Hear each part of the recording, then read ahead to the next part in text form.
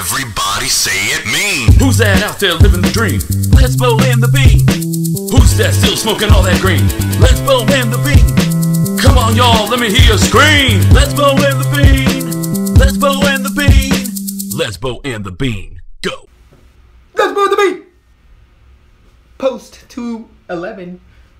What a great weekend of fights we had. What a good card. I actually am a bit disappointed, and I know that there's been a lot of haters out there saying, like, it was a really bad card, or the whole everything didn't come out, and I'm kind of one of those haters. If the prelims would have been on the pay-per-view, I would have been much more excited. The pay-per-view, I feel like, kind of was, I don't know why. It was so diffusing to me. I feel like the earlier fights were much more exciting, but the real movement of the card happened in the main event, or not in the main event, in the pay-per-view.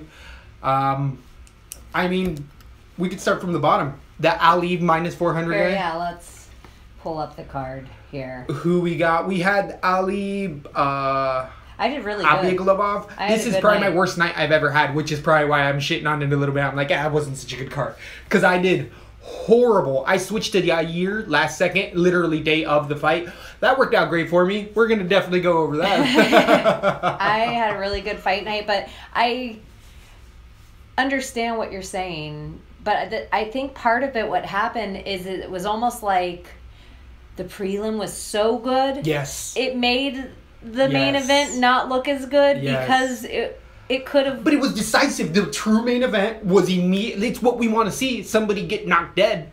I mean, what else could you ask for? And the dismantling of Jessica Andrade. Beautiful. So it's true like, artwork. Yeah, we got to see like somebody do what a fighter does best. We got to see JJ, but maybe because of how definitive those victories were. Like you said, like they were, whether it was the full it was decisive. decision. We knew 5 rounds to 0. Yeah, it was quite different in the prelims.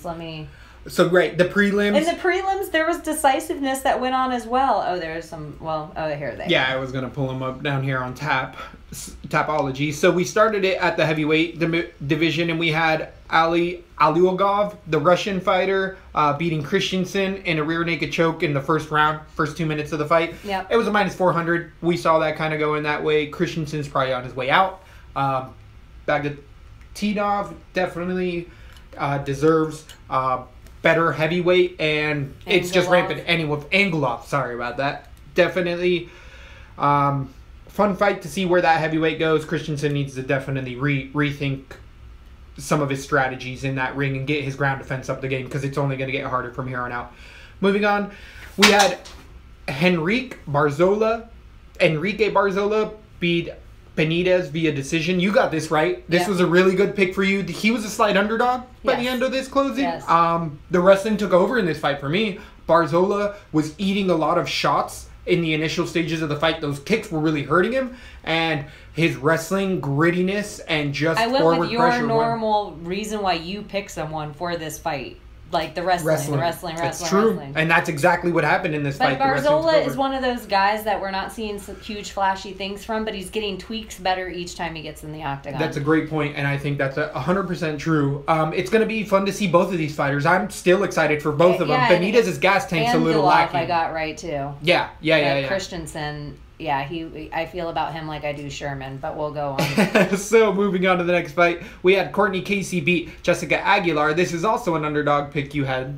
But Courtney Casey, the same as Barzola, she's getting tweaks better every time she gets in the octagon. Her striking is looking so on point. And you were such a fan of her after her last fight. You were like, wow, she's like, whatever happened in camp, she's at her best camp. She looks so good in there, and Aguilar, it was just too much time out of the ring, and I don't remember the fight we were talking about. That MMA's just changed a little since they fought last. Something's just Aguilar happened. did have a long time out of it. The interesting thing about this fight to me, as far as looking back at it, is that it's interesting how sometimes the person that gets taken down all the time, which happened later in on this card, wins. And in this case, Casey kept getting taken down, but she was landing enough damage and being countering enough with all of those face kicks and knee kicks that she won, and she was on her back more of the time than Aguilar was. And generally, they give that to the person in top position.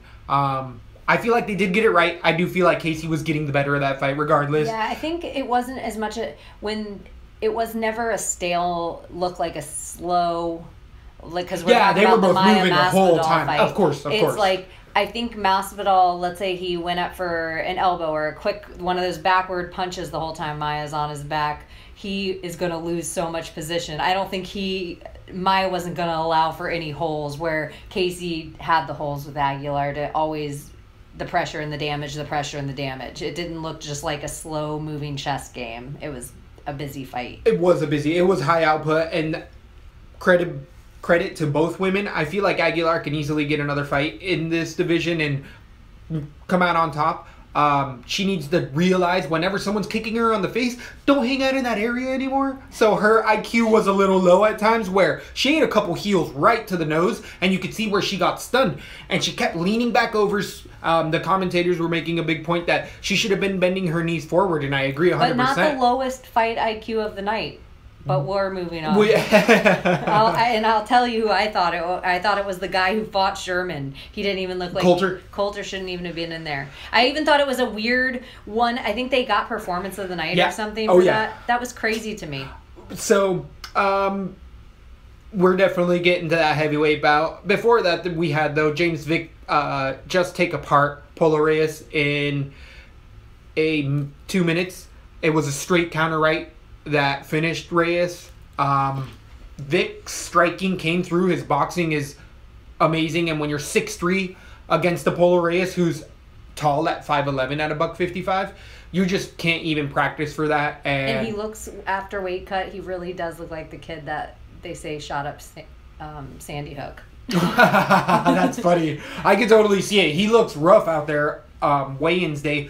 But Vic, I really like what he did after, when he got on the mic and was like, I'm 7-1, only losing to Beneil Dariush, who's a top 10 fighter, and he hasn't got his promotion. I have heard since then on the recent podcast he's been on, saying that he has met with the top promotion, the head promotion lady at UFC, and he's already got dates signed up to already do fan events and stuff like that. He asked for it. He's going out and doing it now, and he has the credentials to do it. As much as a lot of these fighters are starting to complain that they're not getting the push, I think that James Vick is going to be the person that tells you, to all fighters, it's not going to happen if you sit back and just keep fighting. Even if you're winning fights, you have to promote yourself. You can't just say, thank you, give it one word, that was a great fight, thanks guys for coming out. You have to be a personality, or and you don't have to be a Conor. No, just be yourself. Yeah, just be yourself. But is fan events. It has to be a slow roll. Like, you're not going to be these superstars. It's a full-time job. It isn't just in the cage. No, and part of the hard part, which makes Conor, and maybe was the most spectacular thing about Ronda and her fight career, is the way they handle the fame outside the ring. And maybe that's what Ronda had in spades. Maybe it's an armbar and the way she handled the pressure of the media. And that's what Conor is doing better than anybody. Yep. Like, he's really handling the pressure of but I think they could all learn from that without emulating him. If there's somebody, and I just heard Tyron Woodley, talking about how he's already getting in camp because he's speculating he's getting GSP. How we were breaking that to everyone on the podcast last week, how that would be the best fight at 70.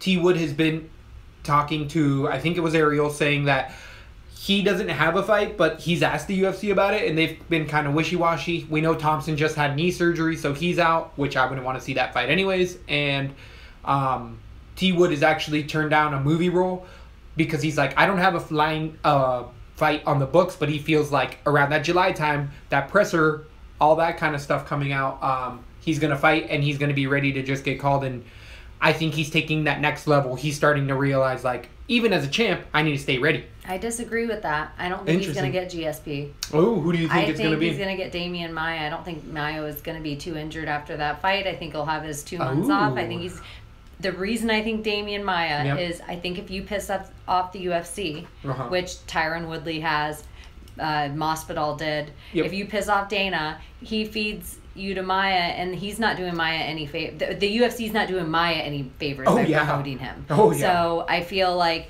they're like, fine, we put you on a pay-per-view. They don't care if it's a shitty pay-per-view because he goes in against. Why are they gonna pay Tyron Woodley when he's shitting on them every chance he gets? I just don't think they're gonna. So for me, I think the real GSP fight, and this is actually a poll I put out because I just think it clicked for me. I think he fights Conor McGregor. I think that's the real fight. Wow, that would be a real money fight, but that wouldn't happen until September or something like that. Isn't GSP saying September he's willing to fight? He hasn't said. I just noticed Dana doing the same shit that I think Conor's doing, the same shit that I think Floyd's doing. Conor had to figure out some way to keep his name relevant in the spotlight while his wife, because he probably promised her, I'm going to be there for you for this birth thing and a little after. How do you keep your name relevant? The same way Floyd does, by talking about somebody else who's popular. So I feel like they're using each other. And if you notice, Dana's glummed onto this, where now he's talking about both of them and how he's setting up this fight. He owes it to McGregor, and he's being quoted on it left and right. So I just feel like it builds heat. But I don't know, does this fight ever happen? Does boxing need it to happen right now with, everything going on with Canelo and fucking... Ganelli? Triple G. Ganelli. Golovkin. Yeah, so I just feel like they don't really need it right now. Boxing doesn't need a spectacle like this right now. Right. So where does that leave Conor? Conor wants a money fight. If it's not Nate 3, because why is the UFC going to do the Diaz brothers any favors? Right. So who is the next one that they might want to do favors that could pull more money than any other fight you can think of that's real, not the Floyd Conor. That's... Yeah, it could happen, blah, blah, blah, but let's move on with UFC. Right. Let's pretend, and people have been saying that they've seen Conor in camps rolling around again. So yeah, he's I think also that's a big ready. tell, yeah. And he has fought at 170 pounds twice. Just letting you, if people are like, oh, Conor can't get there. He's fought twice at 170. He's 1-1. Worked on his cardio. Yeah. And I just think... That's a good call. It's I like that. I think you make a valid point, and I do think that Maia deserves it. But as you're saying, like, they're not looking to do him any favors. And in that T Wood Maia fight, the stylistic T Wood talked about that already, and he said stylistically it's a perfect matchup for him. It's one of his more advantageous matchups, and I would agree with that 100%. It's exactly what we were saying with Masvidal. Takedown defense. Power striking. What does Woodley do? Woodley has great takedown defense. Great exactly. sprawl. He's a So D1 I put wrestler. out the question, Twitter poll. Who do you think Conor McGregor's next fight will be? Floyd Mayweather, Tony Ferguson, or George St. Pierre? Ooh, and what? Actually, Floyd won by 48%, and it was a couple hundred people that voted. Oh, wow. Floyd won by 48%. Tony Ferguson 37%. GSP only 15%. Interesting. So I thought the funny thing, and honestly, think about this. You're just you. Yep. Who's a more dangerous person for you to get in the octagon against, GSP or Tony Ferguson?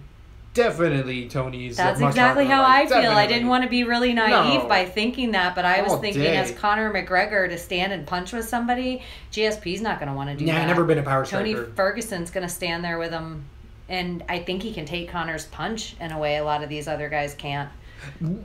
With Ferguson, his movement comes in so much that even if he gets hit, he rolls off with a lot of punches, so the power might not be there how it is for a lot of other guys, but I think that's the hardest fight for Conor right now. And they say GSP's walking around at 170 right now. Naturally. So I think he'd be willing to do a catch weight even at 160, or even he said he wouldn't come back unless it was for a title. Why couldn't this George St. Pierre fight for the 155? And I think out of all the kerfluffle and everyone saying, Khabib deserves it or Tony deserves it or whatever, GSP's one of those guys that could walk right in and get a title shot. Yes. Agreed, because he never lost his belt. And for him, it's a safer chance of him going against Conor McGregor than Bisping. All day, which he's already backed out of that.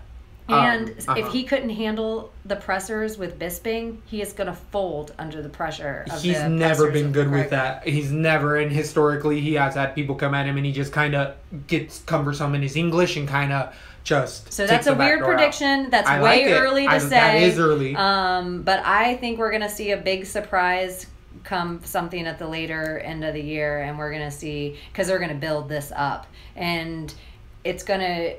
I don't think Conor needs Floyd yet, and I think he can make a little more money in other avenues to make him just as valuable at Floyd when they do that fight later on, where they're both taking equal pay instead of Floyd making $50 million more. I think Conor can continue to build his legacy. He's still so young.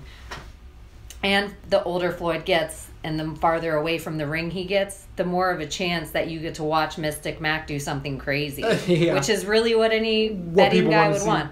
Right. Okay, back to that. Back to the 211. We're going to the Sherman Coulter. Coulter, with his horrible gas tank, did come in on 2 weeks' notice to that fight, so that didn't help. But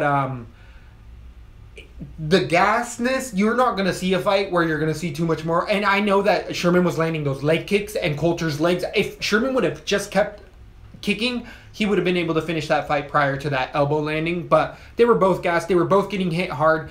Sherman still has very bad striking defense. And in this division, you cannot... I still won't bet on Sherman. I agree with that. I still probably will not bet on him next time around. Unless they keep trying to feed him these people just because... Are they trying to build up a young heavyweight? Like, is the UFC trying to build hype behind this? They're always looking for heavyweights. Always. It's just a thin pickings. And with these other promotions offering hundreds of thousands or millions more in potential with that Premier League where you're the champ and you win $1 million, like, that's much more incentivized than getting 12-12 for your third fight in. True. Like, with 3 months of training, and you're fighting beasts, peanuts, and you're fighting beasts. You're not fighting shittier competition. We've had an ongoing thing here, and I think it's a valid point. We don't need to shit on Sherman after exactly. His win, it was a good win for him. I did like his elbows. I did like his striking. I just think his cardio is so lacking, and he doesn't come in as a big heavyweight. Like, he comes in at like 240 something, and he looks like he should be a 205er. I will stick to that. I just don't think he has the skill set to be at 205. That's what I think. That's why he's at heavyweight. And I think Coulter's in that same boat because Coulter's 5'11", and he looked like he could win. Coulter has no business here. In the UFC? Yeah. It was short notice, and I feel like that was the biggest factor for him. He did have a lot of wins, but it's the lacking in the heavyweight division as much as the fight not falling out completely. Moving on to the 145 division. This was a really, really, really fun fight. We had Jason Knight beating Chaz Skelly, and I believe that we both were in on. Yeah, we like Knight. And he was the underdog for most when we picked him. I don't know if it finished that way, but I don't know how it did end by the end of the day, but we're huge Jason Knight fans here at Lesbo and the Bean. I would totally agree, and you could see why. And apparently he broke his forearm early in that fight. In the first minute, his forearm was gone, and the fact that he came back and still won that fight in the third round, but not even came back. I feel like it was going both ways. They were both hurting each other. They were both great ground scrambles. Skelly is somebody that people do not want to fight, and Jason Knight was like, I don't care, I'll show you guys, and he is showing us, and he's going to be a big name. He's getting a lot of eyes looking his way because of his style of fight. There's not a fight he hasn't been in that doesn't turn out, that we don't talk about post-fight. Yeah. There isn't. It's always... Hick Diaz, I love the nickname for him. I think he stands for it. How do you feel about that fight? I loved it. I love Jason Knight. I think he's one to watch. I think this is where the night it started to build.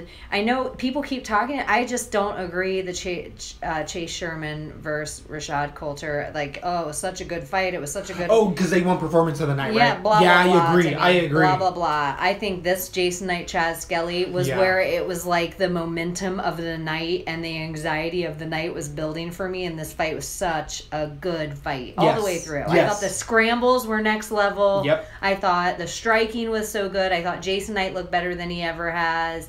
And 24 years old. I think Jason Knight, the hype train, we're going into it for the, who is it? Who fought, Frankie? Yair. Yeah. The hype train for Yair that hype train should be on Jason Knight, and it never really has been. I feel like if the UFC, for some reason, they really love Yair, they want to push him, I think Yair versus Jason Knight is the next fight. Ooh. If Jason Knight's crawling up the ranks and Yair just fought a guy like Frankie, that's a great fight. I think that is a good fight. I think if you want to see... If I'm the UFC and you want to see the best side of Yair, it's let a guy that's going to stay on his feet with Yair. So and Jason Knight will do that. The interesting thing with that, though, is usually UFC goes winner, winner, loser, loser. I know. I just think crawling the rankings sometimes. But I can see that Yair was getting such next-level push that they could do a loser-winner because And whoever loses Frankie.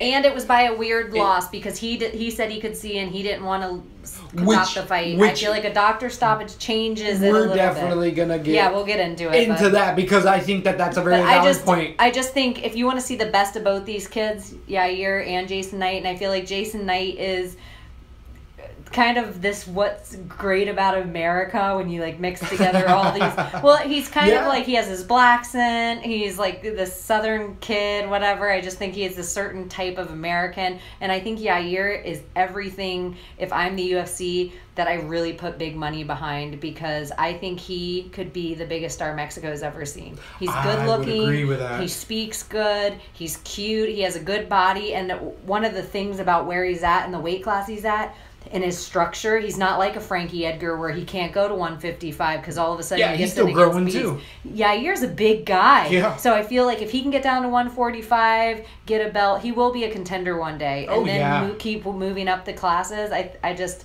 anyway. So I love Jason Knight. I loved the back fight. to with the Knight with Yair real quick. I would say that regardless of the loser of those two, neither of their stock would really fall. They would still stay in the UFC. So I would like to see that matchup. Moving on to the most controversial fight of the night. This was the main FX event. So this was how we got into the pay-per-view, and it ended with a no contest, which was the wrongest call you could have. I've heard and read that he's come out and said he stands behind the no contest 100% because he feels like the intent of the knee wasn't malicious. And I've never heard this before. You tell me if you've heard this, that Herb saying that if you're posting weight on the limb, that deems you a ground opponent. But from what I understand, if your knee and hand down are at all, and they were not using the new rules, Texas was using the old rules, which is all you need is one hand down, not both palms, which is the new rules. So the commission's being a little off, help this be off. Herb Dean there's no way he got that right. Herb Dean is bad call after bad call. He's had some fucking rough ones, man. And I really like Herb Dean as a person. How many times, this is, and Dana said the Fertitta brothers even texted him right afterward during the post-fight presser, that they were like, you guys got to get instant replay. This shit's ridiculous. Agreed. And agreed, 100%. If anything, this is where I totally am.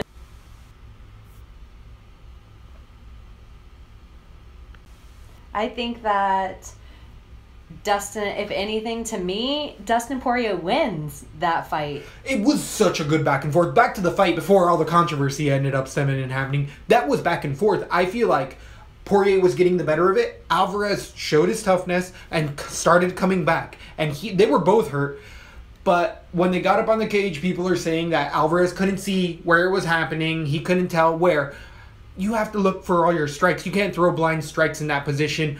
On any rules, whether it would be the new or the old ones, you need to be able to watch those. And I really love what Eddie said in the post when they showed it to him, even though it wasn't a real instant replay. It didn't matter because they had already called the fight off. But he was just like, I can see from here, those were illegal. I'm sorry, guys.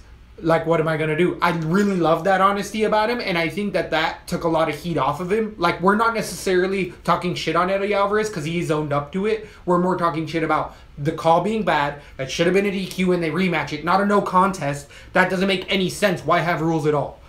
You guys are... I feel like like a no contest means neither fighter gets paid. Yeah. So some of these things that I'm starting to see happen on the reg with the UFC works out for the UFC and never the fighter. So Dustin Poirier or Eddie Alvarez, regardless of the way, a no contest means no one gets any win bonus, no one gets any extra money, and I think Dustin Poirier deserves his win bonus if it's an illegal knee. And this murky water of when it's an illegal knee and when it's not has ruined fight after every week, every fight night. We have a ruined fight or a controversial decision because of this knee. They need to sit down. They need to have a press conference. They need to change it the day of the press conference. Not 3 months from now, it's going to be this way in 12 states. And then in the next 3 months, in the next 24, it's going to carry like some bullshit decision. I think it should just be blanket across the rules. I don't know if it's EBI. There's all those different organizations. Yep. They need to take one, and that's the rules, whatever it is.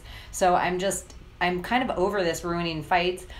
I think Dustin, if it went to decision, at the point that the knee was thrown, I think Dustin would have won. Would have won it as well. I think everything favored Dustin winning this fight. I had him. I had Eddie. I had so Dustin. I'm, like, non-biased. But that's where Eddie never, ever, except for the knockout, the clean knockout he had that he won the belt. Usually Eddie gets really friggin' hurt and then comes back and wins. Yeah, he's got. That's usually the way he rolls in his fights, but. It's sad for me to say this because I'm such a big Alvarez fan. And when they fight next, I'll have my money on Dustin for the fight because I think Eddie's been in too many battles. Every one of his battles. He was in 2 Fight of the Years years ago. And you don't get Fight of the Year by having a boring-ass decision. And you want to know the fight I want to see? And it might be slightly different weight classes, but I want to see Eddie Alvarez versus Cub Swanson. Ooh, I like that fight. I can see that. They're both a little older. I think you're going to see a real grimy fight. Yep. Equally matched, friggin' gristled. So, what you were saying earlier, which we haven't got to that fight, but, I mean, you've everyone's seen it already. Yair saying that he wanted to stay in it. I would say, even though I'd picked Dustin Poirier, and Eddie's come out and said it as well since then, that he was looking for a way out. And I feel like Dustin was looking for a way out. I do think he got cut. I do think that knee could have changed the fight, and I'm not necessarily bad-mouthing it, but like a Yair who was like, what, my eye? I don't care. Let me go in there. Like, there's other fighters in this division that'll be like, yeah, he had 2 good shots on me on the ground. Let me get him back. Get out of here. Go get to your corner, Herb Dean. We're fighting. Like, I can see the competitive aspect of it. The person in the ring knows the best how much you've given up. The person that's fighting you knows, especially if you're a guy as gristled as Eddie Alvarez. Yes, you know what that feeling of you know what it looks like. Yep. This fight has changed course. Exactly, and momentum is behind you. So I could see that there's a potential for Poirier being like he playing it up a bit, but that's the rules. That's what people will do. They'll always try to get an advantage. We saw somebody else do a weird acting. Was it Chris Weidman that did the acting job after the knee? I think we've seen you all. Oh yeah, and that bit him in the ass as well. Yeah, because he was like all of a sudden, oh wait, maybe I can't see. Oh wait, maybe I could. I just think this knee controversy is unreal. It's gonna keep happening just because we have rules. If we didn't have rules, no, not a problem. But and there has to be rules. Yeah, exactly. Or else I don't want to see somebody get a knee. I don't want to see a cyborg crush in skull. Yeah, and I would even say with like oblique kicks from standing to that knee where you ruin somebody's knee, I would even be okay with limiting that and taking that out because that's the type of injury. Here's the thing I think would stop it though. This is the thing that I think would stop it. They need to make a point, like if you're a fighter and all 4 of your appendages touch the ground, you lose a half a point. Oh, like on the scorecards, like yes, like you're on the defensive. Yeah, like if I'm a fighter and I can't knee you, kick you, or whatever, and the only thing I can do is back away for you to get up, unless I want to take your back or get into that. But if you're a better grappler than me, and I'd rather stay on my feet, if I feel like the judges need to take something away from that happening because more often than not, the Dustin Poirier one was actually different than all the other ones I've seen before it. But more often than not, the grounded fighter uses it to his advantage, not because he's so in pain he needs to put his feet down or his hands down. They use it like, oh, I'm going to catch you. I'm going to catch you with this DQ. And look at, now all my hands are down. You know, it's like a playtime. It is. Well, that's why they call it playing the game. So I feel like when all 4 of your appendages touch the ground, that needs to be some kind of point deduction from that person, and it would change the fighters from using it to that way. And then if you were a fighter and you were a pick up, put down, oh, look how many points you just cost yourself. Totally. It would change the game. I think those are no one's talking about the fighter fucking playing the game with it. I don't think Dustin was. I think he got hurt and then his other hand went down. But every other one before that has been a gameplay. I think that this whole unified rules and new unified rules is effing people up because Texas was on the old rules, which is one hand. The new rules mean 2 palms. Herb Dean has to process this. The judges who can come from out of state have to also process this. Fans themselves are also like, wait. Did he have books? Exactly. Like, what's going on? We're both hands down. We're not. Because they can't hear the commentary like we can. Yeah. And we hear Joe and Cormier and everyone telling us what's officially going on. But I think that, like we were saying before, there needs to be real unified rules of some sort of governing thing where it's all the same, because we're going to get amateur-looking shit like this. Yeah. Every other sport has more than one. Yeah, I think that would be a quick change. Just put 2 refs, one in the inside of cage, one on the outside, and a replay, and a lot of better calls are going to start to happen instantly. We're going to go to the pay-per-view now. We had David Branch winning a split decision over Jutko. This was probably the worst way to start off the pay-per-view. We had, even though it was a no contest, we're talking about that fight because it's controversial. This, everyone's talking about because how boring of a fight it was. It was takedowns for Branch. Jutko couldn't really get anything started. Branch couldn't really go. Both of their striking looked Jutko didn't look like a 19-2 fighter, or 19-1 at the time fighter. Branch is coming in with good credentials, but Jutko's boring. I don't know who he fights next. I really don't know what they do with him. I don't know what level. I feel like he's always going to be this mid guy. Yeah, I think that's a hard sell, because I don't think a lot of guys want to fight Jutko. But he doesn't. There is no exciting matchups and that David I could Branch see for him. just, hey, look who's here. Oh, well, he's back. He's been here before. He went and then he came back, and it's just, that's not a way you want to come in. But that's what he does. This is what you do with these guys. You want me to tell you? Go ahead. One of them gets Sam Alvey. The other one, Elias Theodorou. Didn't Theodorou get a fight? Yeah, I think he is fight, but somebody good. Yeah, it's a fun fight. I can't think of who it is off the top of my head. Who did he fight last? Alves? Alvey? No. Oh no, it's Thiago Alves. It is. That's who he's got coming up. That's a fun fight. That's a striker versus striker right there. And the only person I can think of that has bigger legs than Elias Theodorou in the UFC, Thiago Alves. So that's Thiago gonna be Alves Trunks is moving versus up Trunks to 185 then? I don't know, unless Thiago Alves has a different fight. I feel like... No, I think I saw that. Because Theodorou tweeted it himself. There's more than one Alves, though, in the UFC. Yeah, but it's Thiago. I feel like it was Thiago. Because he's a big guy, though. He cuts a lot of weight to get to 170. Another shit talker we follow is fighting an Alves as well on UFC. Hit us up on Twitter and let us know. We'll figure it out. When it gets closer to the time, we'll figure it all out. Exactly. This deserved to be a split decision. Moving on to the next fight, we have Frankie the Answer Edgar answering all of the questions, all the riddles that Yair brought to the table. What does wrestling do? 101. Take you down and beat you up. Take you down, ground and pound. Frankie did this to Cub Swanson for 5 rounds. Yair. I called this to a T. Yeah. I called this fight to a T. I had it all week long. The day of, I think it was the hype, like we were saying before, where the flashiness. Who was it? What were you listening to? Who was the person that changed your mind? Everything. I just feel like enough tweets of Yair, and the answer nothing. Pick? Yeah, Frankie all day as well. Yeah, I switched it day of because I was like, ooh, I think something weird's going to happen. I just had a feeling, and that feeling was wrong. So definitely just stay on our breakdowns, guys, and don't listen to day of thoughts.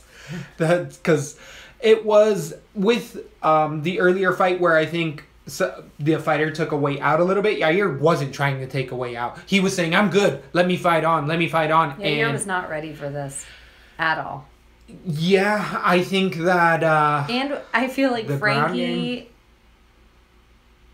Pissed off Frankie Edgar is where he wants to be. If he wants to take it to the next level, if Frankie ever wants the title, he has to be this kind of mad that somebody called him out. Oof. Some kid. Well, who does he have? Aldo or hopefully, but that Aldo, the loser Max, of Aldo, Max Holloway. He's always fighting for the second spot. Exactly. And then the Max Holloway would be a fresh matchup for Frankie, but Holloway has to get through Aldo first. What do you think, Aldo Holloway? I got Holloway. I just got that. He's that next gen. Do you think he knocks out Aldo? I think that it could be a finish, and I think that it could be a TKO or a sub, but the sub would come because of the TKO. It would be him swarming him with so many punches and then just being like, oh, a guillotine's there, might as well take it. But if you really, it'll ever go down as a sub. Do you think he has anything to be worried about fighting in Brazil and their sketchy drug testing? I don't think about that as much because I feel like Max, even with all those performances, I think Max pushes a really hard, unique pace, and with Brazil, the only thing I would say is that Max says he likes to be the underdog and loves to feed off of the negative energy, but you ain't never heard it like in Brazil. It's different level down there. Like that, you're coming into the belly of the beast, and only very few people are able to turn that into a winning record. But if he feeds off of it, I love Max Holloway in that fight too. I like Max in that, but I do think that we're going to see him grow, because this is where Max needs to be in his fights. If Aldo loses this fight, what happens to Aldo? Just mentally. I think that he's going to retire soon. Because the loss to McGregor shook him. Does losing to Max Holloway in his hometown. If Aldo loses to Max, he's not ever going to get that McGregor fight again. Mm-mm. Only if he wins it might he get it. And I think that Aldo might be on his way out soon. To get the fight with Conor. Maybe not. Maybe not. There's a lot of fucking speculation out there. There's a lot where Conor has said, I've never missed 145. He can still go back down there. I kind of doubt it. He's put on more muscle than when he first got in the game. Conor, I feel like he's always wanted that GSP fight. Yeah, I like it. I like that prediction. So that was a really fun, gruesome end, I guess. Hashtag the answer. That's all with that I have to say. Moving on to the next fight, we have a controversial split decision in my eyes. We have Jorge Gamebred Masvidal losing to Demian Maia. And I would say this could have went 2-1 rounds for either fighter, but I did have 2 rounds going to Jorge Masvidal just because he did start to gain octagon control and hurt the opposing fighter. With the fight IQ, I think that Masvidal got overly confident in this fight and stayed. There was times where he reached for stuff where he could have just backed up. Second round. Yeah. Definitively. Yes. But he decided to grapple. Yeah, exactly, where he could have just backed up 100% and put hands on the head and kept striking. Because I don't think this should have been a split, though. I thought it was controversial. I thought Demian Maia, I thought the first round could have been a 10-8 round for Demian Maia. Because of he was a backpack. That body lock across that amount of control. I don't know what could be more amount of control in an octagon on your opponent than that. I'm naive, but it just seems like even the breath that it took. We've never seen Masvidal get as winded as this, but it was that for a whole round. Yep. Him on his back with it across his lungs. Impeccable defense that Maia had that people don't understand, or they'll always overlook it. But if you look back at the way Masvidal's been destroying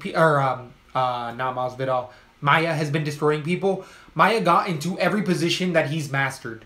On the back, just playing with his arms. And there's a really good... Damien said it was the best grappler he's ever been in the octagon against. Because Jorge Masvidal, and we were talking about it with the fight... You've been saying it for months and months and months. He's wrestling in Oregon. He's wrestling in Oregon. The traps that Maia usually sets up, and if you go to YouTube, there's BJJ Scout who breaks down a lot of really good stuff. I'm retweeting his stuff all the time, and he already did a post-fight on this, and you could see a lot of people will reach up for the wrong hand.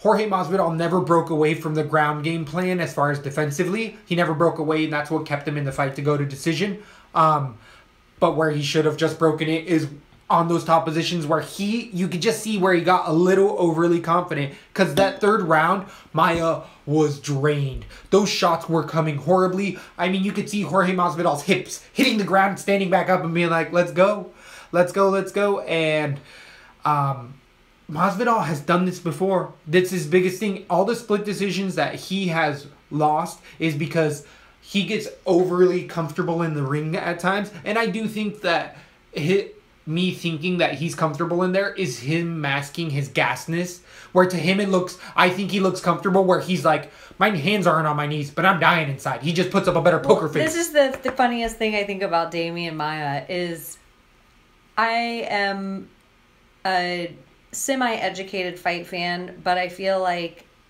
the least educated fight fans know what Demian Maia's game plan is going in. Like, no matter what you know, if you know who Demian Maia is, you know how he's going to win the fight. Now you take some of the most educated people in the octagon, like a George Masvidal, who's fight studied, fight trains, knows so many ins and outs of that octagon, knows that same game plan as that amateur, can prepare for it with every bit of skill set and still not overcome that motherfucker.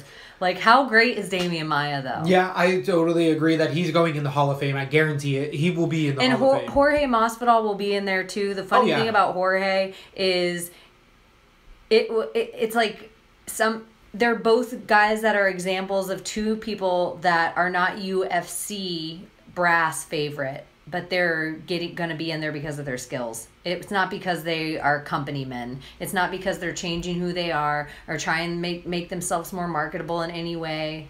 They're just being themselves, and I like them both. I think that Masvidal actually gained a bit more notoriety after this fight, even in a loss.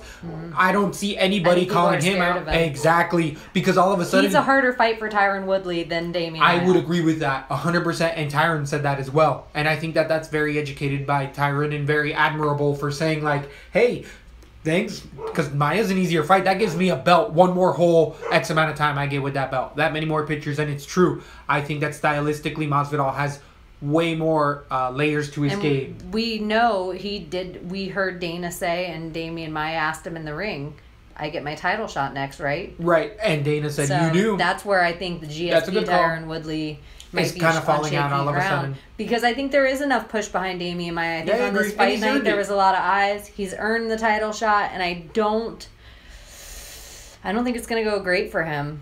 Yeah, and it's a 5-round fight, which we know Tyron can do 5 rounds because he's been in there for 10 rounds with Wonder Boy.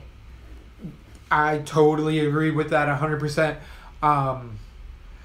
Moving on to the co-main event, we had a championship fight where we saw another master as well take over, and it was 5-1 round or 5-0 rounds. Andrade never was able to get her game plan going, even though she showed that she can do 5 rounds. Her gas tank was amazing to me. She was walking or still not able to evade as many strikes as most other fighters would, but it's all credibility to Joanna. She, made Andrade look the way she did, but Andrade is not an easy fight for anybody coming up next, and I think that she's a potential contender for a long time in this division. I think Andrade looked really, really good, and a lot of women, Rose Namajunas, was like, shit, this bitch... If you haven't seen the memes coming out of Rose, she is like, it's Valentina, Holly Holmes, and Rose right after that fight, and Rose just being like, I gotta fight who? Darkness, my old friend. It was the best. That was so funny. That was the best. I think Rose at this point is more dangerous than Andrade. I think the only danger to Joanna, and I think KK is an underrated striker. We talked about it in the last show, and I think she's going to be more danger for Andrade than Joanna because it's not anticipated of how good KK is. I don't think she's respected the same way that she should be in there. I think Rose with her wrestling, I think she is Claudia Gadelia's wrestling mixed with an Andrade, maybe not the power, but that kind of swarming striking. Right. So I feel I'm getting more confident about her going against JJ. My killing the queen of JJ, I figured this out watching this fight. Remember when Conor was going in against Nate and he said he has soft skin? I'm going to cut it. Like that. Like he pretty much predicted that he was going to cut him around his eye. Yep. JJ has a fucking soft forehead like I've never seen. This is the third fight she's left with those lumps, and the lumps seem like they're coming quicker and bigger each fight. Each fight they've gotten, but every single fight, look back to all her post-fight pressers, she is not...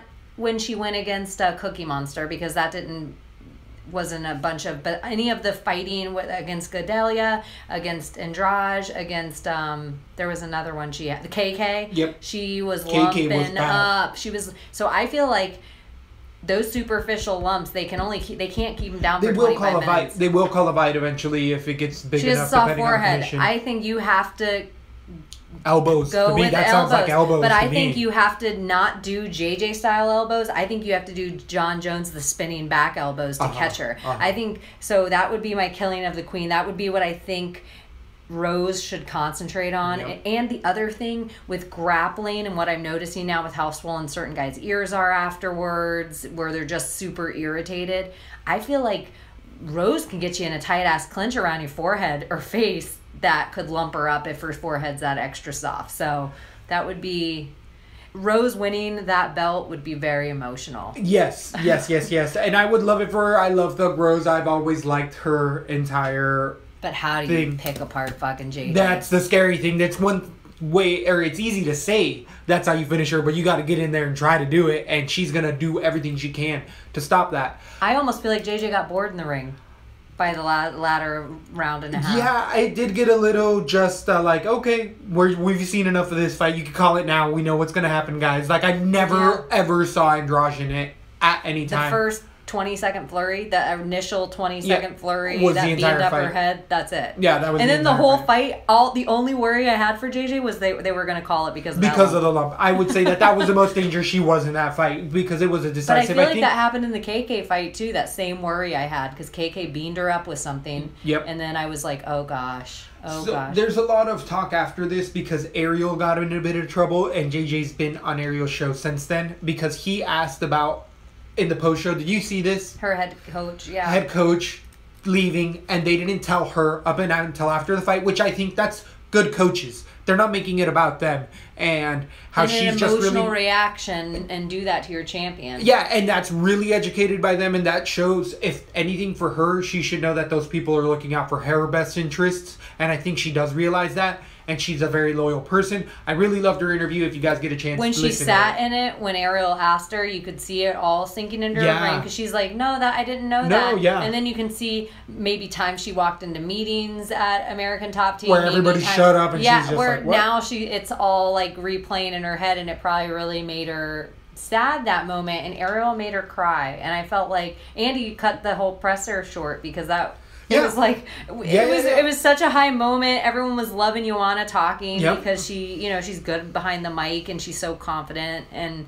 Ariel's like, "Hey, what do you feel about your coach leaving?" I did not. And then she cries and she walks off, and it's like, Ariel, you douche. And so what kind of emotional reaction did she got on the show? But he elicits as much as he's like, that wasn't my intention, and he's getting a lot of heat. This is at times why I think that he's the best, but why I hate him. Like, I love to hate him at times because he did get this, but it's just like, come on, man. But he was assuming that she knew as well, supposedly. Either way. It just wasn't to me, it was an inappropriate question. Ask her if she's going to be on your show. You're Ariel. Every time, she's going to be on your show the next day. Yeah. Let the champion bask in her friggin' glory for a minute. She just had a rough 25 minutes, but that's where one day when I have the financial and freedom, I'll get into some kind of rolling because I won't be Ariel Helwani. Right. I feel like he just looks like a guy though that I feel like I've been in competitive sports though where I understand the highs of victory and the lows of defeat and the vice versa of both, how you go through this emotional roller coaster after all your adrenaline spiked and then the tears afterwards. So I get all that. Sure. And I feel like Ariel's a guy that never played a sport, never did anything competitive except like chess or some bullshit, and that was a bullshit question to ask somebody on their high. You just did a really good thing, and I'm like, oh, by the way, your baby's sick. Yeah, like, I don't know. It just seems shitty. That's the problems that I could tend to have with him, but I do think that there was no need to break that question first. So she came on and apologized on his show and was like, it wasn't you, it was just all of it, but it was him because nobody else, other people knew, other media sources knew, and guess what? They didn't ask her because they weren't trying to be assholes. But it does create more in this world that we live in of controversy. Guess who's winning in all of this? Ariel Helwani. He gets more airtime and talked about more because we're talking about his fucking exactly. So it does work, and there is just he's good levels. At his job. Exactly. You got to think about this stuff, guys, just to put it all into perspective. There is the main event. You know what sound a vinegar truck and a water truck make when they hit each other? Douche. We will stick on that and definitely come back at us, Ariel, if you want. What are we gonna do? We ain't scared. Well, we'll do it for charity. I'll fight Ariel. Oh, we have the Lesbo officially calling out at Ariel Helwani on Twitter. Woo! I like that. I can see. I mean, I'm going to be in your corner. We're going to set up a game plan. I have to train. I gotta 6 months, but I don't want to divulge. I already have a game plan. Should we already break it down? Because we do tend to break down celebrity fights. But I will elbow that big old. I was done. We got it. That's all I was going to say. You got one target. And when he bends down to grab his dick, because I did it once. Sorry, and then they'll be like, "Don't do it again." All intent, right? Yeah, I'll be like, "Yes, sir, I won't do it again." Yeah. And then, guess what else I get in it? One eye poke. Yep. Don't do it again. Yes, sir, I won't do it. I'm gonna Yoel Romero all up in that ring. Okay, Jesus. Learn from the best. Learn from the best. So to the main event of the Stoolgate. That'll be after. I'm gonna pull them all in one. So. And I'm gonna get a Pepsi tattoo on my shoulder. That's how you get the big corporate sponsors. Yeah, well, that's what CM Punk did. Did he actually get money for it? No, it's too shitty. They would have paid for a good tattoo. Really. You could see all the horrible lines in it and all that. On to the main event. It was a heavyweight title fight. This was Miocic showing that he is evolving, that he is at a camp that is evolved around him and only him, where I do see that their potential with a Junior Dos Santos. He has other heavyweights and they have such a big promotion. They can only really give him so much time, those head coaches. They can't really give him the time where Miocic has 6 guys that live and breathe Stipe Miocic along with him. He has 6 guys that they might have a couple other fighters, but they don't have any other champs in that gym. It is him. And you can see it. It all comes off. All of the embedded, all of the games and the way that they interact and the... They're a real team. Exactly. They really are behind it, where you always saw Dos Santos on his own and him meeting up with coaches every once in a while, but it was more Dos Santos, and that tends to be that gym style. Brennan Schaub says that's the key. You have to have a good team. And you can tell the guys when you're walking in against them, when you don't have a good team and they have a good team, and you feel that energy. You feel weaker, like you're there alone and they have 6 guys behind them. And that's, I feel like, very telling. I can see that. I think that those are all valid points. Everyone's acting to me like Stipe's in the clear here. Like he's the best heavyweight because he's defended it the 3rd time. He's starting to get that notoriety. And I just whisper, Francis Ngannou. So do a lot of people, and he got on the verse and was talking about how, don't forget about him. I still think Cain Velasquez stylistically is a fight we haven't seen. I don't think we're ever going to see Cain healthy enough. I'm sad to say it. It's a good point. I just don't think... But I would think that would be one of the harder fights. Even though if you look back, and this is on my bad, I do this all the time. I don't give Stipe the credibility he deserves. He has knocked out other legends. The best. Finished. He's not decisioning people. He decisioned Dos Santos. He's been knocked out once in years by Stefan Struve? Struve. It was a weird knockout, and Stefan Struve comes in with a very unique skill set because of his just height in general. It's really hard to just even get... Stipe's knocked out the best. And the other argument I heard about Francis Ngannou being a threat is Stipe eats up Czech Congo. He eats up that style. He doesn't even think twice about all of So are people referring to Francis kind of like a Czech Congo style? I could kind of see that with way better ground, but... Miocic. Way better ground. That's what we thought. We thought he was just that style walking in, and then we got to see his ground game. We were like, oh, shit. And he moved to Vegas. Ngannou isn't training anywhere yet, but he's looking at gyms. And that's the other thing I heard against Ngannou is at this day and age in fighting, at his size, who the fuck goes to Vegas for camps anymore? Like, it's not, you don't have the elevation working for you. Yeah. You don't have any of the good heavyweights. I can't think of the bodies in that area. They said you go to California. Yep. You go to Philly, New Mexico, or you go to fucking Florida. Yep. And I was like, those are all great points. But Ngannou hasn't gone to a gym or committed, so. But this is where Ngannou's at without all the team behind him. Where is this guy with the team? I think he goes to ATT. I think he slides right into the Dos Anjos spot. I think he trains at Dos Anjos. Of course, well that would be the logical. Dos Anjos says he wants to fight still, which I think is crazy, but. It wouldn't hurt. I think everyone at ATT, their regimen, they're figuring out what's best for this sport. Yeah, at least right now. I would say that even though that ATT doesn't necessarily evolve around a person like Miocic's camp, they have built a good enough formula that they can produce championship level fighters. They just have a different way of doing it. Does JJ go with her head coach? Or does she stay at ATT? She already talked about it, and she's staying at ATT, but she's going to find avenues to be able to work with her head coach, and that they've already talked behind the scenes. That the coaches are going to work together, that when she's fighting. Like, he is gonna still be involved with her, good. and that's all she wanted. And they talked about it already. Like, they really, from what she said, that what they told her from the coaches' mouths themselves, they've already figured it out for her, where she just has to worry about fighting. So, still, the best option has kind of come out of the entire situation. What do you think of Chris Cyborg? She was like, Joanna's fame is an example of what the UFC hype machine can do. That's bullshit. That's 100% bullshit. I felt like that was bullshit That's too. 100% I'm like, bullshit. Joanna she's earned it. By far the best woman fighter the UFC's ever seen. Yeah. By far. And I feel like Chris Cyborg it's demeaning to the training and act. And Chris Cyborg has not gone in against the competition level that JJ's gone in against. Ronda Rousey has not gone in against the competition level that JJ's gone in against. I would agree with that. And it's kind of the DJ scenario that's happening. That she's turning into, not as a definitive number one as DJ is, because he's really shutting people down. Yeah, everyone. Where she's decisioning more. But she's got the credentials. She has 5 title defenses. I don't give a fuck. Claudia Gadelha is not an easy fight, guys. Like, stylistically, tactically, those are, just because they're smaller women doesn't mean that their fundamentals aren't fucking sound. Carolina Kowalczyk isn't.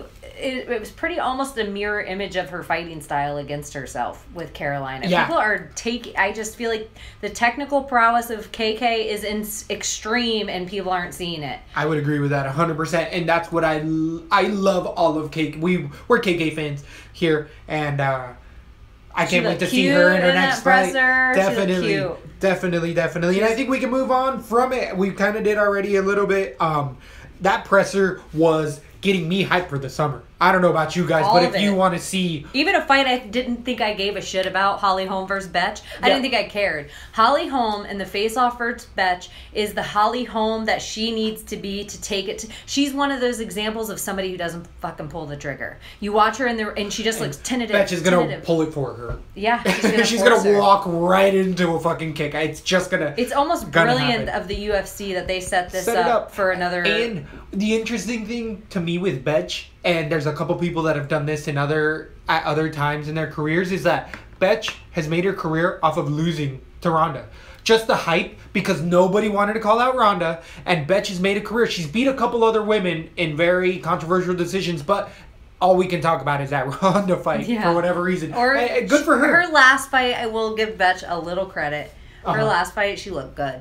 And I also want to think in my brain that Holly's fight before, or her last 2 fights, she went in against competition level that people don't understand how good GDR is and how good Valentina is. I feel like the fact that she made it to decisions with both these women is you're going to see other women get finished in there all day. Yes. Yeah, I totally think that that's a super valid point. So that's probably the weakest fight of the card. That's and there was actually MMA Junkie was like, they were talking about this recently, and they were like, oh, we talked all about every fight, and they forgot about the Betch Holly, because really there's no reason. Like, no one's getting a title shot after that. We're just hopefully seeing that Holly stays in. And at 135. They're fighting at 135. I feel like they could fight at 137.2. It doesn't fucking, like, no one gives a fuck. This is a fight for, like, they're pretty much elders in their division at this point. Yeah, and it's such a brand new division, but it is a fun fight for both of them when they don't have too many fun fights left. But it's Holly's make it or break it. She's 4 losses in a row. We do know that it's top competition, but it's hard for the UFC to get a push behind someone when you're 5 in a row losses. Like, it's make or break. You got to beat this Betch. You got Lesbo and the Bean behind you. I don't think they'll push Holly to... I think even if they don't want her, they'll keep her contract, because think of her on Bellator. Like, think of somebody who's knocked out Ronda Rousey. Oh, the number. Yeah.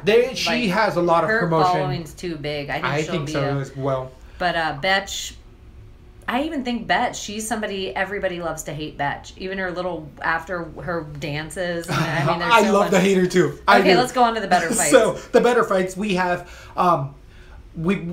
I'm going to go through the fights that we don't have much to talk about, which is going to be Kevin Gastelum, Weidman. I love that fight. It's amazing. It's so much better than Gastelum Silva. I think that I would like to see Silva versus Gastelum because I think Gastelum needs another couple wins. This fight's the setup. The winner of this fight gets Silva. And think of how perfect it is. You got Gastelum going against Silva, which everyone kind of was getting ready for, and then all of a sudden it pooped out. And no one was excited for it, and then people got excited, and then it shit out. Yep. Or the Weidman Silva rematch, where you have, which is what everyone for the third is waiting for.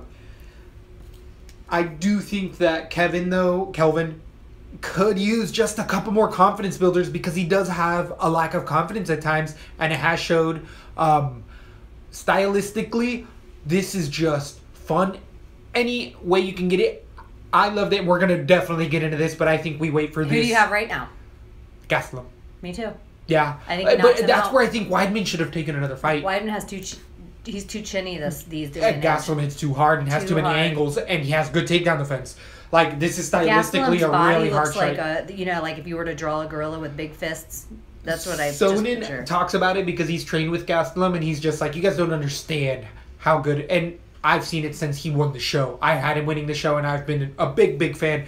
But Sonnen talks about Kelvin has you can see the happiness and how easy the weight cut is for him. Eating tacos, but Weidman has a shitty weight cut to 185. Super hard. He's a 215, 220 guy that cuts down. Gastelum with this fight is that Sonnen talks about it a lot, that because he is so broad, if you look at it, he has a body type that when he tucks his shoulders, it's his forehead only. Where if you want somebody to hit you, you want him to hit you in the forehead. It's the best place, but he puts his shoulders up, and he has huge shoulders. And even guys at 185 when he won the show, he won that season at 185 pounds and then cut down to 170.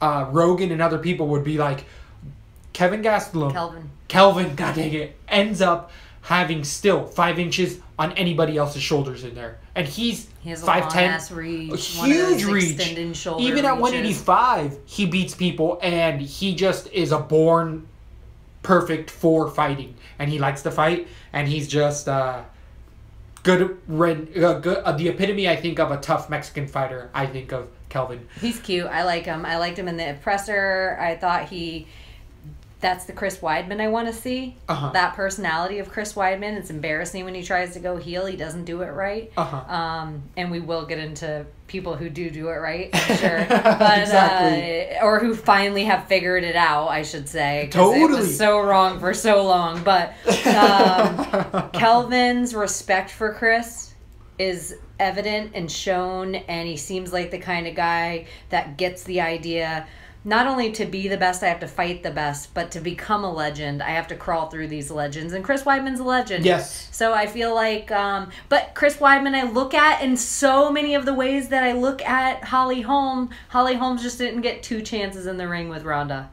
Otherwise, I feel like it's kind of like that fight that makes you a legacy fighter that they'll creep. Yep. If Chris Weidman loses, we'll see him again. I will personally always remember the leg break. Yeah. That's just it. That's his career for me. Or how stunning it was when he won the first one. The first time, too, it was stunning. I didn't even know UFC then. Remember when they kissed? Yes. Exactly. Like, no, it was unseen stuff that had ever happened, and it's great memories, and so I liked both of them on the stage with each other. I liked the respect they had back and forth. I liked that personality, just from a marketing standpoint. Right. I liked how cheeky Kelvin was and grinny with his dimples out, and I loved it. So then we have, who was it?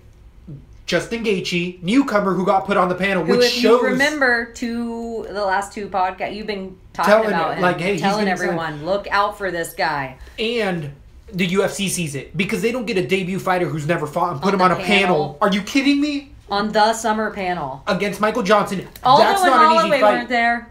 Yeah, good point. I think they're embarrassed about keep putting Holloway on. Well, you can't trust Aldo because you keep sending all these flights because he lives in Brazil. You pay a lot of money to get him out there, and then he falls out 2 weeks before it happens too much. The UFC has been burned. Remember the first Conor workup where it was $2 million? They did the Vegas shoot, and he dropped out a week. UFC has really taken step backs with Aldo because they've lost too much money on him, rightfully so. I love the back and forth between them. They weren't being disrespectful. I like when the guys do the suits, but I also like goofy shirts. So, I like when they're just themselves. Which I think that some of the guys some of them are suits guys. Because, some of them are suits guys. Yeah, and some of them look good in suits. Yes. It's the same guys that look good in suits, though. You can tell because they manicure their hair and they look manicured. Agreed. Luke Rockhold is a suit guy. Yeah, when you know who didn't look right in the suit? Chiesa. Because his style looks because of his mullet, and all that stuff. Like he should be Roy Nelson-esque. Or come out in like a deep V-neck T-shirt, maybe some slight tattoos showing, some good jeans. I think that's a good call. That's 100% a good call. Some of the guys I really dig the suits on, and they know how to do it. Someone corny though, who would have looked better in a suit and has every other time, but Kevin Lee was a cornball. We're gonna get there. Because I think we just talk about the ones we don't have to. I was embarrassed. Like if he were my friend, I would have been like, I would have felt sick to my stomach watching it because I would have known like, oh my god, I'm gonna have a talk with my friend that they look like a douche. So hanging with the boys. So I wish we had that sound clip. For our douche alert, hanging with the boys. The Johnson versus Gaethje. That's just get ready. That's a top 10 fight. Nobody else gets a top 10 fight in their debut. David Branch just came back and he had 2 belts and he had Jutko, who was a top 15 if he was even ranked. So just pay attention, guys, to that. That's gonna be a really fun fight. Gaethje submission. I could see Gaethje also TKO off the top of my head just because Michael Johnson's in harm's way in this fight, and he is a feeder fish to the great things to come. I think I was watching some tape on this kid. Michael Johnson is good, but if Michael Johnson sees adversity in fights, he has given up in fights at times. I've seen him, and it's not that he's not. It's not just nobodies. It's people that really Michael Johnson was are hard fights. As surprised as I was when they did the square off at how big Gaethje is. Yeah. Yeah. Because when he was sitting down, he was all hunched over and stuff, and I was like, oh shit, Michael Johnson's a hard first fight to the UFC. And then when they were squared up against each other, I was like, oh shit. Yeah. Yeah, and Johnson's not a little guy. Other fights, there was, is it Claudia versus KK? This is a really fun fight in my eyes. I think that I could see them both having different opponents because what it does for me is make an immediate contender, and Gadelha just came off. Her last fight was just against the champ, so I think they need to take a couple steps back. No, KK's last fight was just against the champ. Both of their last fights. Both of them. So where do they go from here? Like, they didn't fall, unless they fell back to the 8th and 9th place, but I think they're pretty high up in the rankings. I think they're 2 and 3. So their next fight has to be the champ again? It doesn't make sense to me, this fight, even though it is a fun fight. I just think they could have each had different opponents, look good, and saw each other in a fight or two, and then have the champ next, because right now, they fight each other, and then the next one gets another shot again to the champ. It makes it really short. It makes the division really closed off. You're not letting other girls get a shot, because there is other girls that have shots, and that's my point of view on this fight. JJ, she needs a couple more fights because she wants to hit the record, I think. Sure, that will be her thing.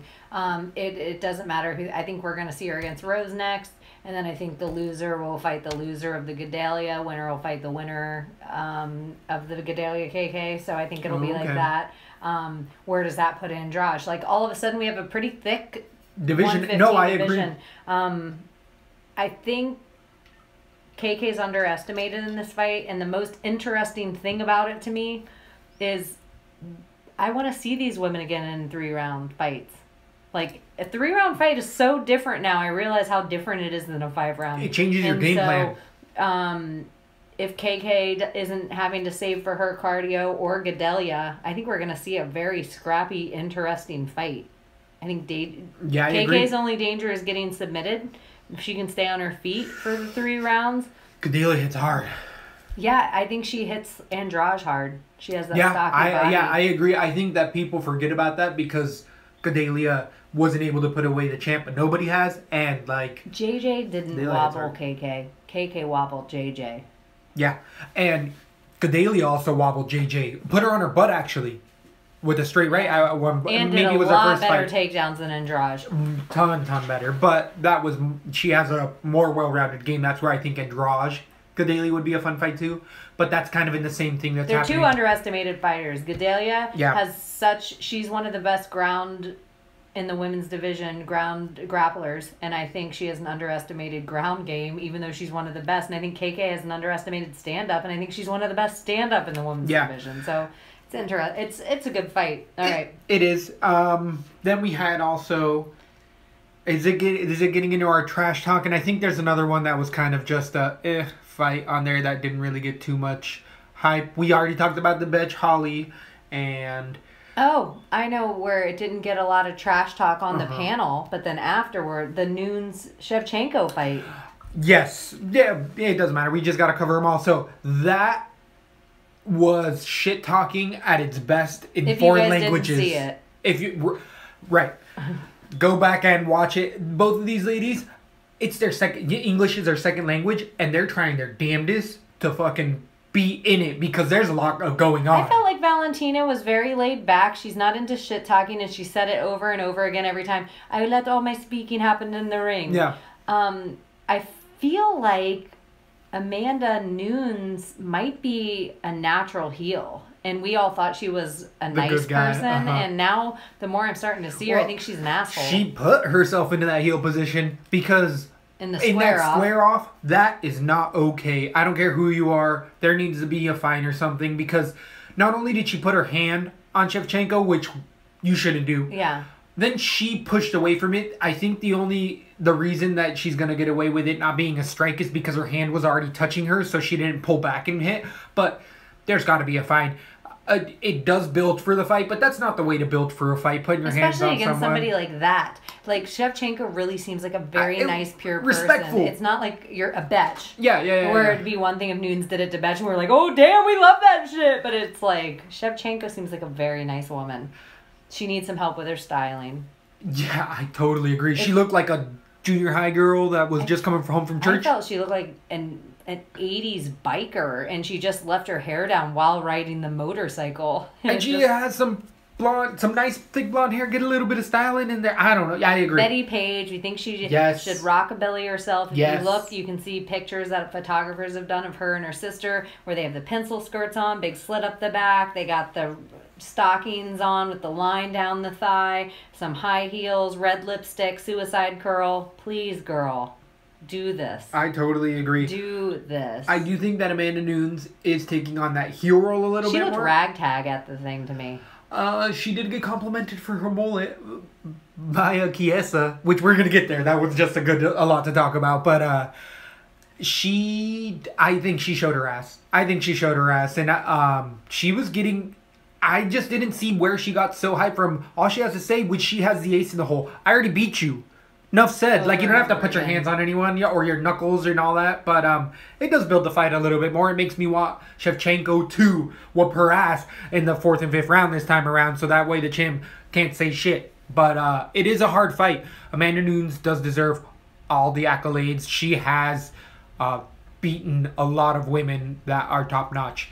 And one of them being Shevchenko. But yeah, agreed.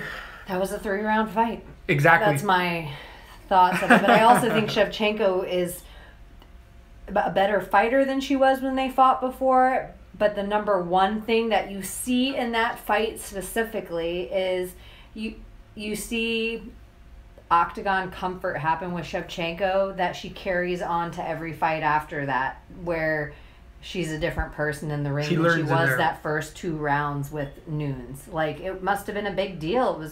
She was on that crazy card with Connor and Nate and all Misha that good stuff. And Holly. Yeah, so anyways, yeah, that fight too. So that's a great one coming up. We're Team Bullet all day. You don't even have to ask. Hashtag all day or date. Everyone knows. We have the hype for this fight that came up on this presser is why I recommend the UFC keeps doing these kind of things. I know some people are like, oh, this is really weird. Like, why are you doing these kind of things? Well, because now they have... I want more pressers. I agree. I wish they That's had what I'm pressers saying. even if they didn't have fights. I think once a week at Friday we should have panels with fighters. Unknown fighters, known fighters, sometimes superstars would show up. It'd be so exciting. You know how much content they just created for everybody? You know how much more we can talk about? We're doing it right now. This is just exactly what it's doing. We're not even close to the biggest fight on here that we could do a whole show just talking about. Right. But what came about this was, apparently on Mother's Day, you don't want to talk about Michael Chiesa's mother. How embarrassing. He was handling himself so good up until that point. I totally agree. Like, did you just... Don't you whip! And then, like, he would have been okay if he said, okay, you're right, I take it back. Right. Like, that's such an old school way of, like, you talked about my mom, just take it back. Take it back. Like, what does it matter that I said it and take it back? And Kevin Lee just said something like, your mom got tickets. And he's like, what? You talking about... And all he said is, your mom got tickets, which isn't that big of a bird. Wouldn't she get tickets? I'm fighting tonight. Exactly. That's like, what I would have said back. It was like, of course my mom's coming. She always supports me when I'm beating that ass. So, Chiesa has come out and already talked to... I think it was Ariel, and said, like, he is a mama's boy. He will say it. And that he is sensitive, and he does realize he looked like a douche. He's owning up to it, which is good. I think that's the best thing he can do. Yes, please. He didn't even realize that he got punched, and this is what we were just saying with that Nunes fight. You can't put your hands on somebody else, regardless if someone's coming at you or not. But, like, Kevin Lee threw a full-on punch. We've seen other fighters get fined $50,000 for that. Or more. Kevin Lee's a douche. And I actually, even before all this kerfluffle, before Kevin Lee's corny ass outfit, that he was like, I'm going to take everything black and white that I have and wear it today. And it had no business being together. Yeah. It was so wrong. And then what did he wear? And the shirt looked cheap. It would have been one thing if he wore that outfit with like some Gucci ass expensive $750 shirt. But it just looked like a cheap shirt. Like everything looked cheap. It didn't look like he was... I didn't get it. And it's not even that I care. Did they have patches on them? Yeah, they were like... And then he had circular glasses with like... It was just a... I do think that it's good that he's doing this, but he's automatic healing. Like, he's healing out like a mofo. Such a douche. Exactly. But I think even before all that douchiness, I have Chiesa in that fight. I have Chiesa in that fight all day. And actually... I think that Kevin Lee potentially made it worse for him because Chiesa goes in there and always gets in a good fight regardless. Joe Lozon, perfect. Like, he goes in there and tries to finish you, but now that Chiesa has a real drive, Chiesa doesn't usually need to get worked up for fights, but it looks like he's ready, and it's going to make him a monster. People keep saying that I'm trying to be like Conor McGregor. No one's ever said that before. In fact, you're the only one I've ever heard say it right now. You're trying to attach yourself now. Yeah, good luck, you fool.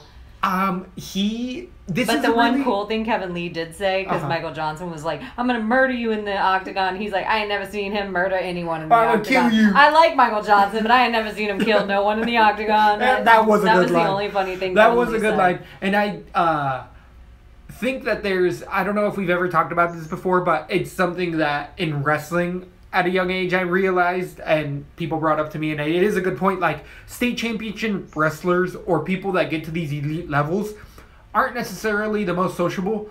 The people that are, those are the anomalies. Those are the Daniel Cormiers that can be on TV and talk. But the guys that... Conor McGregor's. Exactly. They're not socially awkward. They're not socially, but the guys that all they do live and breathe fighting, and they go home and watch TV, and they don't have friends, and they don't do anything but family and fighting, they have not a warped point of view, but they have a different point of view on reality of what's cool, what's not, and they don't give two shits. Anyone who's brilliant at anything. Like, if somebody's really brilliant with fish, if someone's really brilliant with Photoshop, like, usually people that are specialize in things and they're really just amazing at them, next level amazing, they're usually weird. I agree. And that's what I was kind of getting at too, is you do have to give up a bit of yourself. And the reason that some people are superstars is because they can do it all. And they can hold that belt and do the media and be relatable. And think about like Dominic Cruz. Like a guy like Dominic Cruz. He's socially awkward, people say. But that's where these like true champs come out and real figures where it's like, Miocic, you saw a goofy guy, you saw someone who's a firefighter who's also who's relatable. Happy Mother's Day, Mom! Like, there was moms at home that were like sleeping at 1:30 and they heard him say that and they were frightened out of their sleep. So this probably got almost the most hype because we're getting to the most hype of the fight. But I think that this is what is proof that pressers work, and keep at it, UFC. Keep putting them together because I'm going to keep watching and we're going to keep talking about it because it's fun. It's got me hyped for this fight way more than I ever was. Outside the ring is just as good as inside. It's a 24-hour job to be a fighter in the limelight. It's sorry guys, you should know that before coming in. I agree. Or don't get into it. I like the embeddeds. I like all of it. Any show. Give me that Netflix show. Give me that Dana White show. I'm watching it, and I have. It's a good season of Tough House this year. Yeah, agreed. And the girl at home, absolutely is just like, you can't get sick of this shit. Like, you watch it all the time, and I'm like, no. I just don't. I don't know why. I can't tell you. That's why I'm a hardcore. That's why we have a podcast. You know how many people talk shit back and forth in real life on Twitter, celebrities all the time, and they ain't never gonna do shit. They're never gonna do shit. Right. They're just talking shit.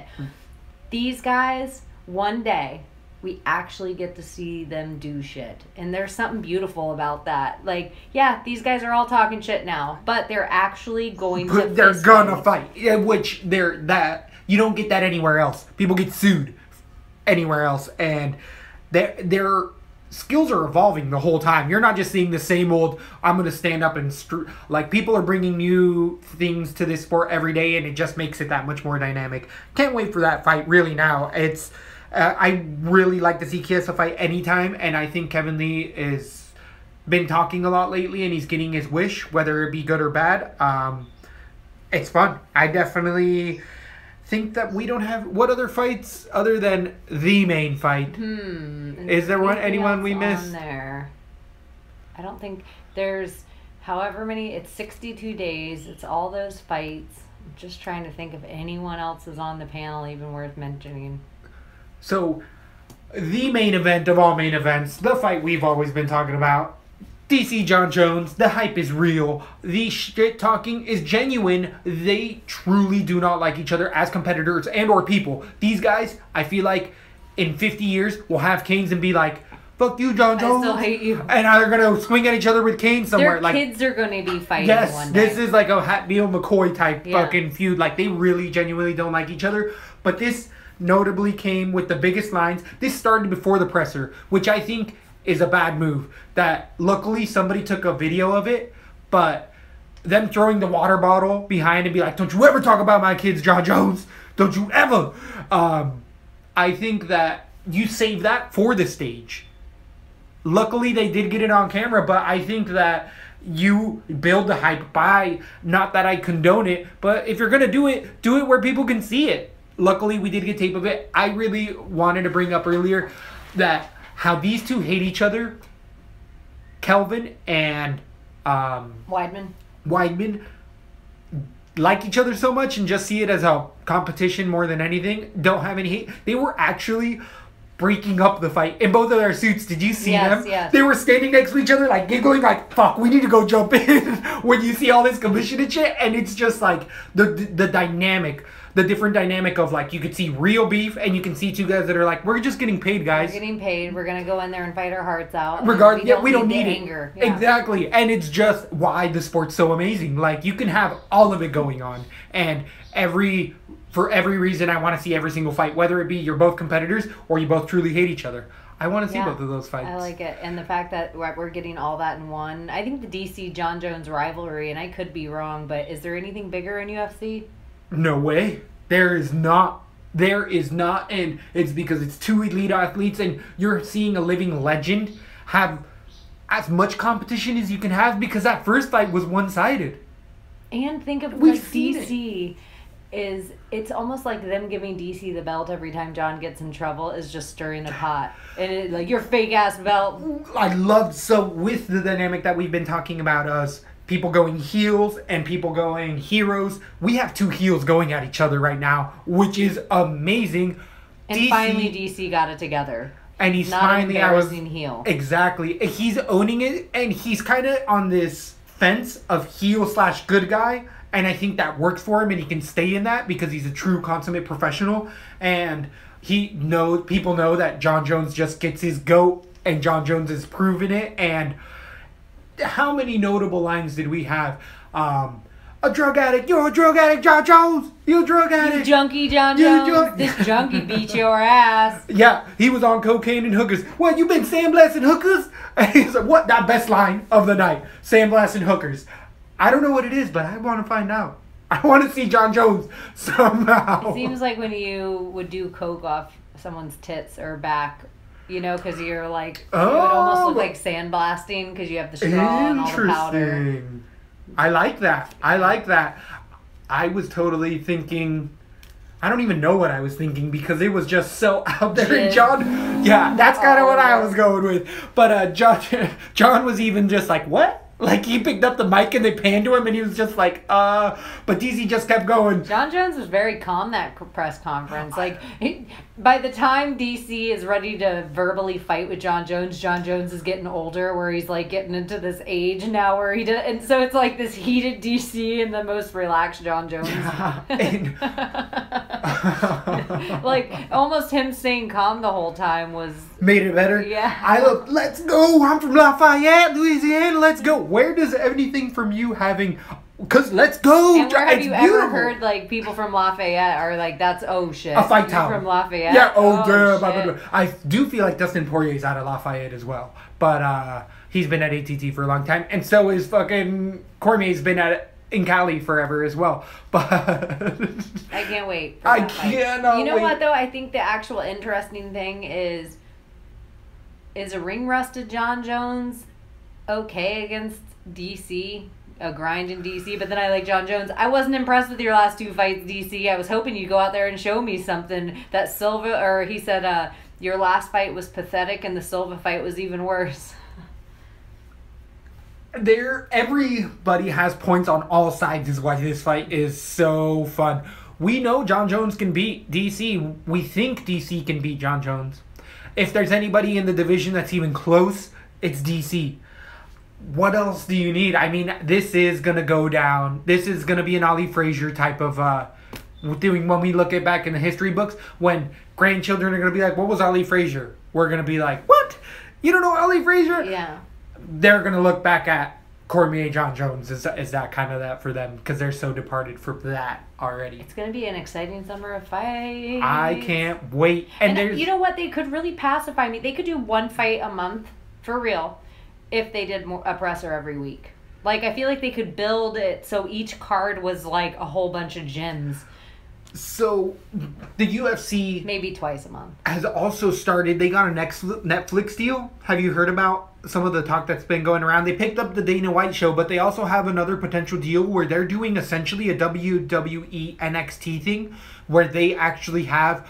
I think they're going to do... like a weekly or bi-weekly fights is what they're talking, and it's been leaking. So everything we've been talking about. Everything we've been saying, exactly, because guess what?